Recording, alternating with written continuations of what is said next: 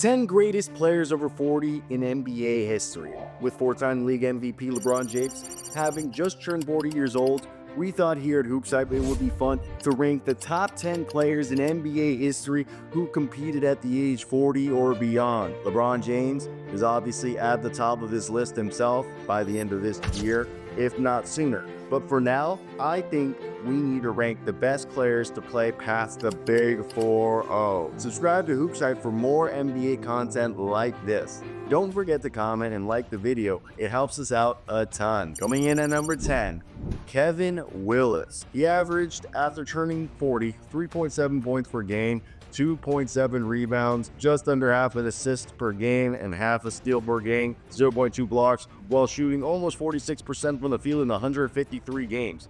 Accolades after turning 40, one NBA championship. When former Michigan State star Kevin Willis played his first NBA game on October 26, 1984, the #1 movie in America was The Terminator. When he played his final NBA game on April 18, 2007, the #1 movie in America was Blades of Glory. Willis holds the distinction of being the second oldest player to ever appear in an NBA game, and the oldest since 1948, seeing the floor when he was 44 years and 224 days old. Willis was a solid player after turning 42, seeing action as a role player for San Antonio during the 2002 to 2003 championship run, even posting a 6.5 rebound performance in Game 4 of the NBA Finals that year when he was already 40 years old. Number 9, Dirk Nowitzki. 7.5 points, 3 rebounds, just under an assist a night, and half a block and steal per game while shooting about 36% from the field and 31% from 3 in 51 games after turning 40. Now, the only accolade he had was being an all-star. The legendary sharpshooting big man Dirk Nowitzki didn't have a great run of things as a 40-year-old in the NBA due in part to injuries forcing him to miss a lot of his final campaign. He did go out on a bright note, however, dropping 30 points in his final home game in front of Dallas Mavericks fans. Dirk Nowitzki earned All-Star honors in his final season, but it wasn't behind his play. It was a special roster addition by Commissioner Adam Silver, earning the great honor along with his former rival Dwayne Wade, who was also set to retire at the end of the 2018-19 season. At number 8, Manu Ginobili. Averages after turning 40, 8.9 points per game, 2.5 rebounds, 2.5 assists, just under a steal a game, and a little over a half block a game. He shot 43% from the field, 33% from 3 in 65 games. The Argentine legend, Manu Ginobili, played one season past the age of 40, putting up nearly 9 points on 43.4% shooting that year. Ginobili played an important role on a 47-35 Spurs team that took the eventual champion Golden State Warriors to 5 games in the first round of that season's playoffs. We even got one more big-time playoff performance out of the 4-time champion, one-time Olympic gold medalist that season, as Ginobili scored 16 points and had 5 assists in a San Antonio game 4 victory while posting a +18 ± box score. 7, Dikembe Mutombo, RIP. Averages after turning 40, 3 points, almost 6 rebounds, a little over 0.1 assists and steals per game, and just over a block a game, shooting 54% from the field in 123 games. The unforgettable Dikembe Mutombo. No, not today. Had a long career after turning 40 during the 2006 offseason, playing another 123 games after that milestone, all of those with the Rockets, a stretch in which the Hall of Fame center still averaged over 1 block per contest. Those were some very good Rockets teams Mutombo would get reserve minutes for, with all 3 Houston teams the big man played for after turning 40 winning at least 52 regular season games. Mutombo was still a shot-blocking monster after turning 40, posting 9 games with at least 3 blocks as a 41-year-old in the 2007-08 season before then averaging 1.8 blocks over 6 playoff games that same year. At 6, Vince Carter. Averages after turning 40, 6.5 points, 2.5 rebounds, 1.5 assists, and under a block and steal per game, shooting 39.5% from the field and 36% from 3 in 227 games.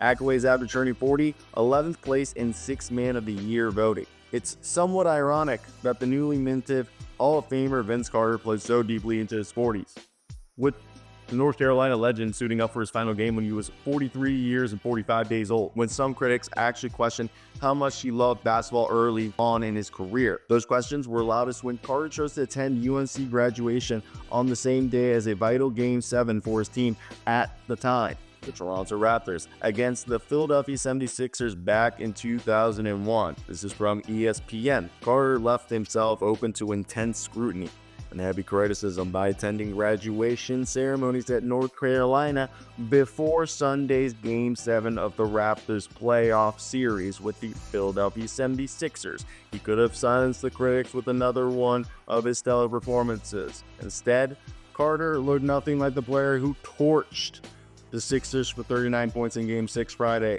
night. In the biggest game of his career, Carter had 20 points on just 6 of 18 shooting as Philadelphia eliminated the Raptors and advanced to the Eastern Conference Finals with an 88-87 victory. End quote. I survived, I was there, I played, did what I needed to do, Carter said, and it all came down to one shot.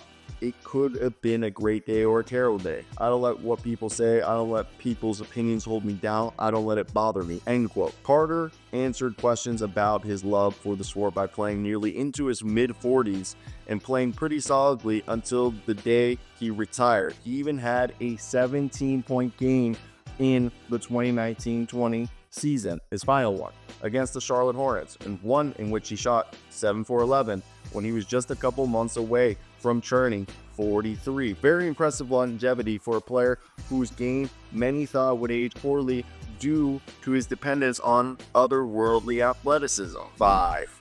Michael Jordan. Michael, get it pulled with a fresh shot clock. MJ. Get it! And Michael shakes the finger! Michael Jordan, after turning 40, averaged 22.4 points, 7.2 rebounds, 3.4 assists, 1.5 steals, half block on 46% from the field, and 22% from 3 in 30 games. Technically, Jordan turned 40 years old 10 days after the 02-03 All-Star game, so we're not counting his All-Star appearance in his age 39 campaign for his accolades in this exercise. Even so, his airness had fun, albeit a brief run as a 40-year-old in the NBA, one that lasted just 30 games but saw him put over 22.7 rebounds and 3 assists nightly on a 46% field goal shooting. Had he kept up those numbers and played for another season, he would be number 1 on this list. The low sample size is a large reason why we ranked him at number 5. Hate us, let us know your thoughts down below in the comment section. Jordan knowingly was one of those guys who, during his final stretch of games in the NBA, went out more or less guns blazing, going off for 43 points on 18 for 30 shooting in just his second game as a 40-year-old. 4. Robert Parish. Averages after turning 40, 6.5 points, just under 5 rebounds, just under an assist and block per game, and half steal per game. 47.6% from the field in 272 games. After turning 40, he won an NBA championship, playing in 21 seasons in his career and reigning for now as the all-time leader in games played at 1,611. Hall of Fame big man Robert Parish had some serious longevity in his career that was made all more impressive by the year he played it, when medical treatment and prehab strategies for players weren't as advanced as they are today. Parish's career started in 1976 with the Seattle Supersonics and ended in 1997 with the Chicago Bulls. That means when Parish was early on in his career, the NBA was still so unpopular that the NBA Finals were regularly shown on tape delay, and by the time he retired, final games were drawing up to over 25 million viewers. To this day, some of the highest viewed basketball games ever.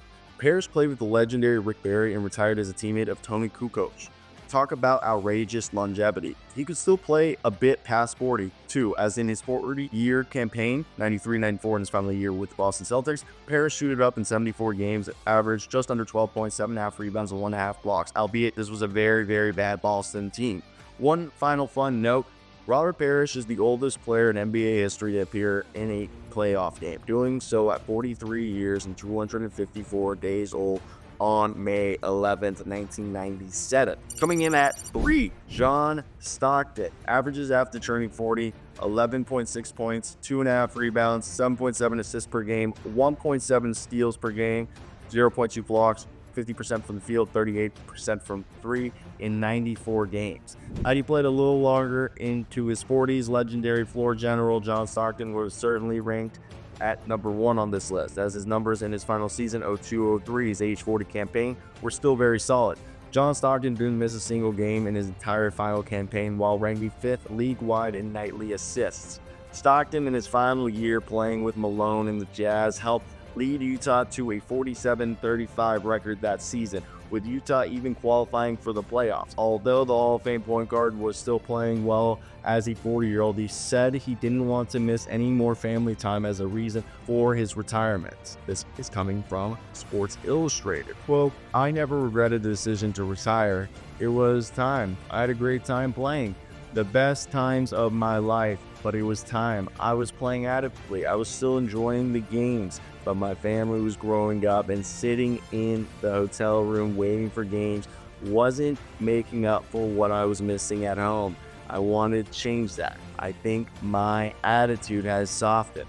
I wasn't happy with where I would be as a competitor. I didn't want to go through the motions," end quote, Stockton said. Not athlete dependent on elite athleticism, Stockton probably could have played another season or two at a high level had his heart been fully invested. Coming in at number 2, Karl Malone, the mailman, teammate of John Stockton. Averages after turning 40, 13.2 points per game, just under 9 rebounds, about 4 assists per game, 1.5 steals, half a block, 48% from the field in 42 games. Didn't win anything after turning 40 accolades-wise, but one of the all-time great power forwards in league history. Karl Malone only played 42 games after turning 40 due to an injury he suffered during his final season that forced him to miss nearly half of his last campaign. Either way, Karl Malone was someone that at this point of his career, he wasn't quite the same after a knee injury that caused him to miss so much time. The mailman averaged 14.5 points,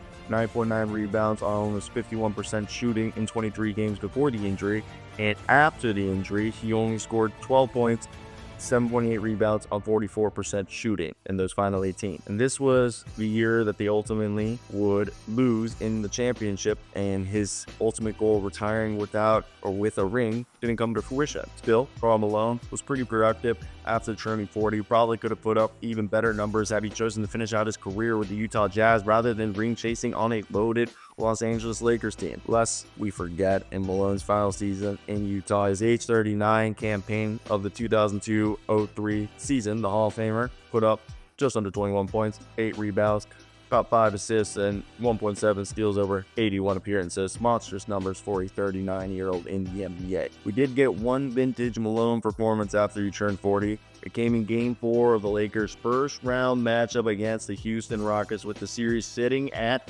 2-1 in favor of Los Angeles.